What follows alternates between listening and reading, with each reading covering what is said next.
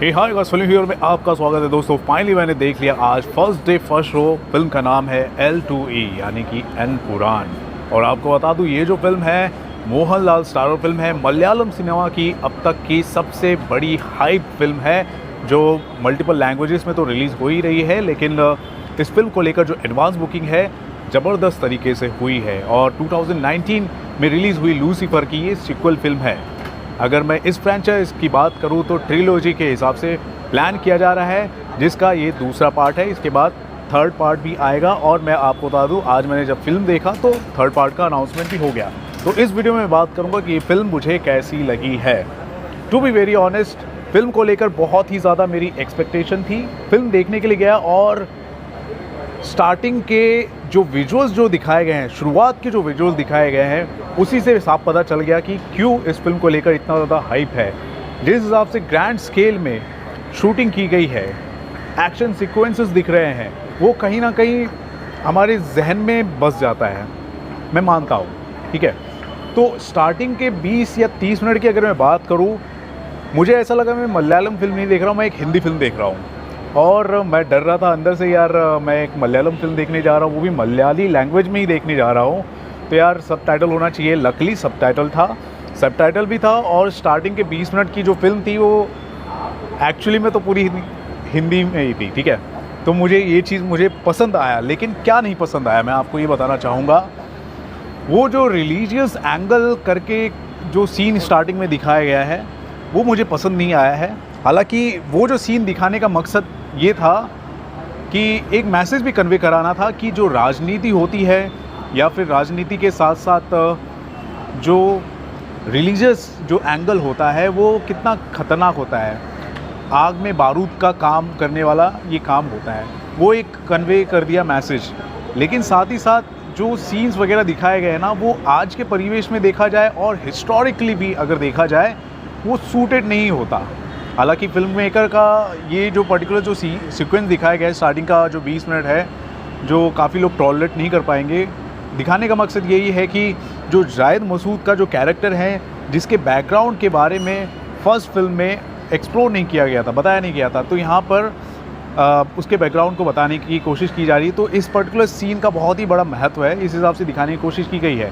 लेकिन मैं मलयालम सिनेमा के जो फिल्म मेकर है, उनसे मैं ये कहना चाहूँगा, ये जो पर्टिकुलर आपने जो सीक्वेंस दिखाया है और जो रिलीजियस एंगल करके दिखाया है, और जो विलन है फिल्म के अंदर बाबा बजरंगी नाम जो आपने दिया है, बहुत सारी ऐसी जो चीज़ें हैं, मैं उनसे कहना चाहूँगा, आपके ही केरला में आप अपने इतिहास में पढ़ें और आप देखें नोआखली का मैसेकर क्या हुआ था। नोआखली मैसेकर क्या है, आप जान जाएंगे तो आपको पता चलेगा कि वो क्या चीज़ है। तो आप इस तरह के सीक्वेंसेस आप फिल्म में नहीं डालेंगे। तो यहाँ पर मेरी एक आपत्ति है। लेकिन जो सीन और जिस पर्टिकुलर तरीके से विजुलाइज करते हुए दिखाया गया विजुलाइज किया गया, मैं बताऊँ, बहुत ही इम्पैक्टफुल लगा है। मानना पड़ेगा, मतलब जो सिनेमाटोग्राफर है, जो एडिटिंग है, हर चीज़ अच्छी है, उसकी दाद देनी पड़ेगी। लेकिन स्टोरी लाइन के हिसाब से, हिस्टोरिकली जो फैक्ट के हिसाब से अगर मैं बात करूँ, वो सूटेबल नहीं था, उस पर मेरी आपत्ति है। उसके अलावा मैं आपको ये बताना चाहूँगा, जो फिल्म है, फिल्म की जो हर एक सीक्वेंस की अगर मैं बात करूँ, जो सीन्स वगैरह दिखाए जा रहे हैं ना, देखने लायक है। जी हाँ, स्टोरी लाइन में कहीं ना कहीं मुझे कमी नज़र आई, लेकिन जो ग्रैंड स्केल पर जो चीज़ें शूट की गई हैं, लार्जर देन लाइफ तरीके से जो चीज़ें दिखाने की कोशिश की गई है, चाहे केरला के दृश्य हो या फिर इंटरनेशनल लेवल पर हो, सब कुछ ऐसा लग रहा था कि हाँ, हमारी इंडियन सिनेमा इवॉल्व कर रही है। ठीक है, तो उसको बहुत अच्छी तरीके से दिखाया है, उसकी मैं तारीफ़ करना चाहूँगा। लेकिन स्टोरी में कहीं ना कहीं वो दमखम नज़र नहीं आया। पहले पार्ट में जब हम फिल्म देख रहे थे, वो केरला तक ही ज़्यादातर सीमित था, केरला, मुंबई, यहाँ तक ही सीमित था। लेकिन आप देखोगे उस फिल्म में जो स्टोरी लाइन के साथ जो फिल्म दिखाई जा रही थी, उसका इम्पैक्ट ज़्यादा था। यहाँ पर इम्पैक्ट की कमी मुझे नज़र आई, इम्पैक्ट की कमी थी।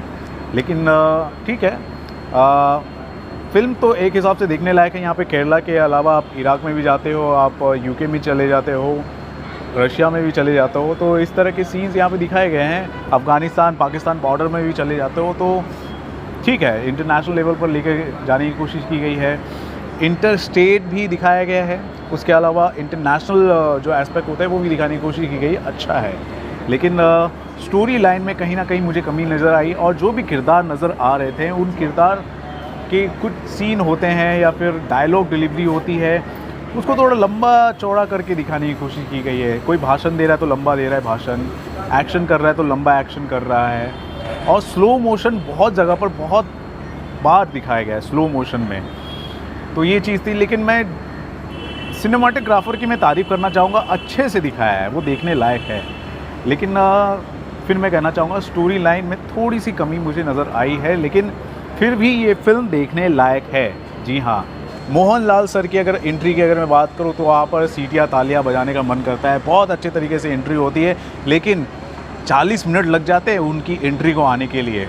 लेकिन हाँ, देर आते हैं लेकिन दुरुस्त आते हैं। उसके अलावा पृथ्वीराज सुकुमारन जो है यहाँ पर थोड़ा फर्स्ट पार्ट के मुकाबले यहाँ पर एक्सटेंडेड वर्जन में वो दिखाई दे रहे हैं, तो अच्छा है।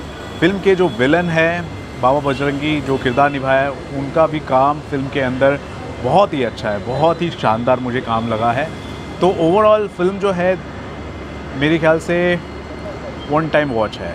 जी हाँ, वन टाइम वॉच, ख़राब भी नहीं कह सकते लेकिन अच्छी भी नहीं कह सकते। एक हिसाब से मैं इस फिल्म को एवरेज कहना चाहूँगा। लेकिन अगर आप ये देखना चाहते हैं कि हमारी इंडियन सिनेमा किस हिसाब से इवॉल्व कर रही है, क्या टेक्निक का इस्तेमाल करते हुए किस ग्रैंड स्केल पर फिल्में बना रही है, उसको अगर आपको एक्सपीरियंस करना है तो आपको ये फ़िल्म देखनी चाहिए। एम पुराण एक अलग लेवल पर फिल्म मेकर ने इंडियन सिनेमा को ले जाने की कोशिश की है। बस मैं ये कहना चाहूँगा, थोड़ा सा हिस्टोरिकल जो फैक्ट होता है उसको ध्यान में रखते हुए, आज के परिवेश को ध्यान में रखते हुए, सेंटिमेंट्स को ध्यान में रखते हुए, कहानी में अगर सुधार करते हुए अगर फिल्म अगर बनाई जाए तो और भी लोगों को पसंद आएगी। एम पुराण का मतलब होता है एक ऐसा शख्स जिसके पास बहुत ज़्यादा पावर है, सुप्रीमेसी है, मतलब ओवर है, ओवर लॉर्ड बोलते हैं शायद उसको, बहुत ही ज़्यादा उसके पास पावर है, सुप्रीमेसी है उसकी, तो यही मतलब है। और यहाँ पर स्टीफन के बारे में और भी एग्जैजरेट करके बताने की कोशिश की गई है। जायद मसूद का जो बैकग्राउंड है बता दिया गया है। अब मैं आपको बता दूँ, इसका थर्ड पार्ट आएगा और थर्ड पार्ट के लिए मैं एक्साइटेड हूँ।